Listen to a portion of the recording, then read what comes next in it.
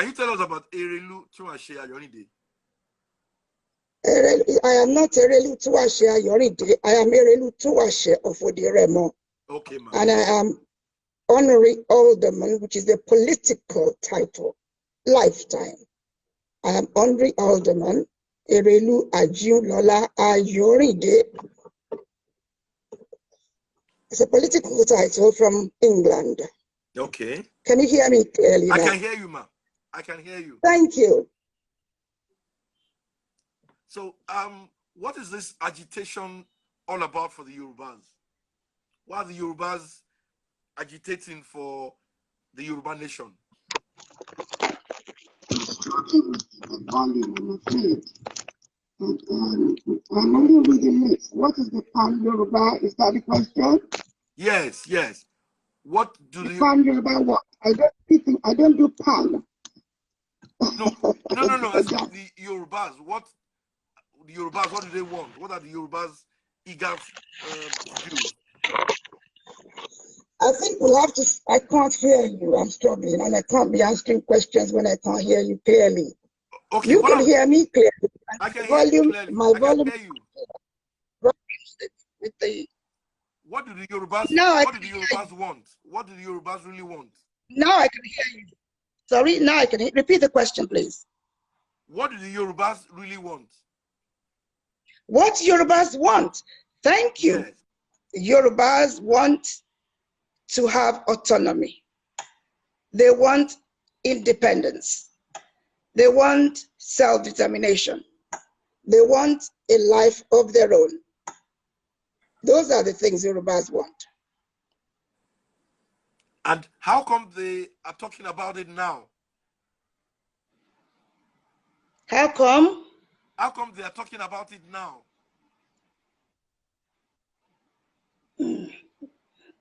How come? Right, let's see, how come? Your question is not clear. I'm sorry, I can't hear you here. The agitation is high now. Why?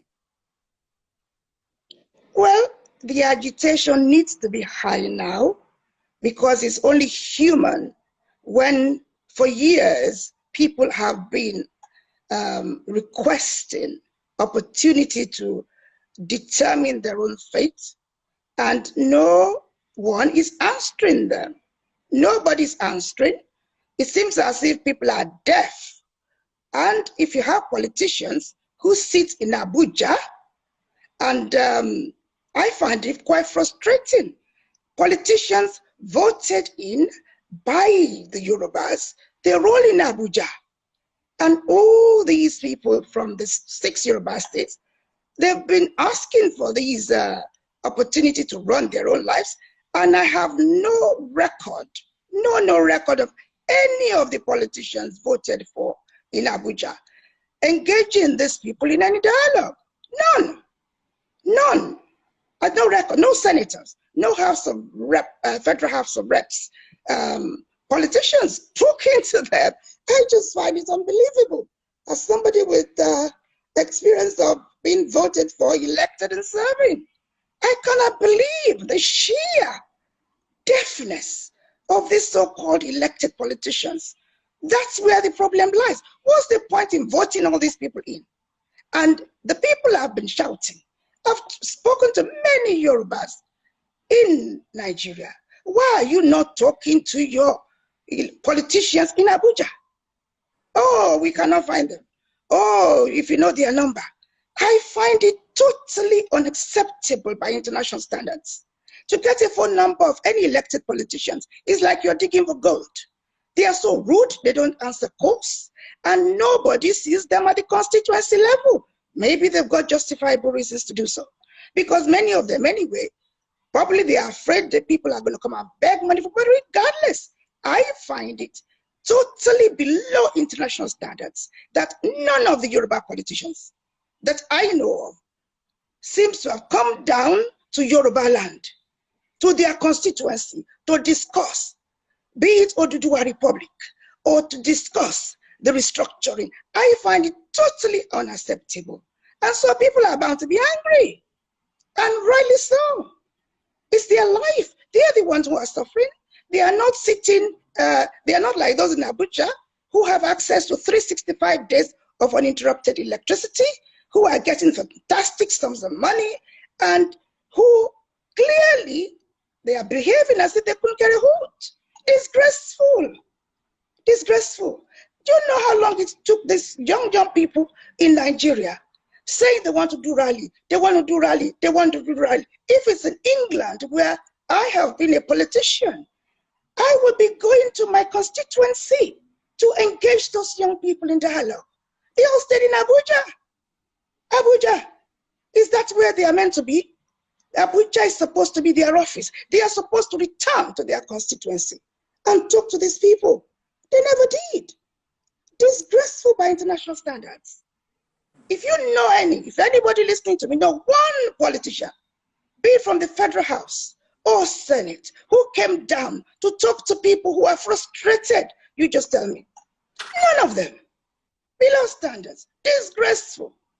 If those voted for at the grassroots level don't come down to talk to the grassroots, I think it's about time somebody demand that they all be sacked. Honestly, so appalling their behavior. Next question. You are the founder of Agbakonito Nile Yoruba, Nile Odua. Why did you set up that organization, ma? Thank you. First of all, it's not an organization. I happen to have a privilege of being 99.9% a spirit. I hear, I see. I'm an Ifa priestess. Okay. I'm a medium. Yorubas will say Anikiniku, which means inside me, I happen to have inherited this gift. When the Yoruba people were getting frustrated, many contacted me asking me, Mama ERELU, what's the way forward? Then, of course, I spoke to our ancestors about what should be happening. And I was told first, we should go and be patient. I said, but what patience? It's not going to work. These young people are frustrated. The only thing I was told quite clearly was that the elders should get up and begin to respond. But I discovered that the elders, sadly, lots of misunderstandings between all the elders in Yoruba land. Misunderstandings. I use the word misunderstandings. And when people have misunderstanding and they don't facilitate understanding, you will have conflict. So, Agbakonito Nile Odua is about reducing misunderstanding, facilitating understanding, ensuring the conflicts that are around are dealt with. And Yorubas don't forget, they don't forgive each other. The pounded yam that somebody has pounded 1 year ago is still hot. Huh? They don't forgive.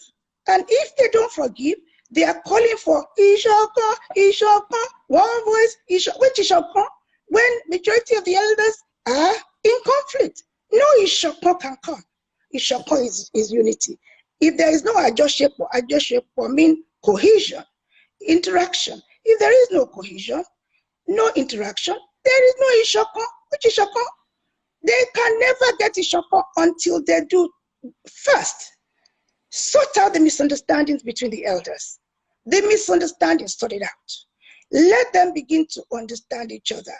Reduce the conflict. You know, all these Yoruba organizations, the impression from Afa is they're all splitting into pieces. Afenifere is supposed to be the most important Yoruba organization. That is where the Yoruba leader, Papa Ruben Fashionati, is. He is the Yoruba leader. Nobody else is the Yoruba leader. But we have this confusion whereby allegations that the Afeniferes are not listening. We have a group called Yoruba World Congress, and their leader, the leader of just that organization, is Papa Banji Aketoye, who is also a member of Afenifere. He's a member of Afenifere. For as long as he's a member of Afenifere, Yoruba World Congress is under Afenifere. It's as simple as that. We have young people believing that Yoruba World Congress is going to be the Messiah. If the government of Nigeria is going to have a meeting with Yoruba organization, Afenifere is going to be the one they will call. It's been established since the day of Papa Awolowo. So I am so dissatisfied that people are not being honest. Yoruba World Congress is not the lead organization, is not the lead organization in Yoruba land. No. The lead organization is Afenifere. And there are two key chieftains, or shall I say three.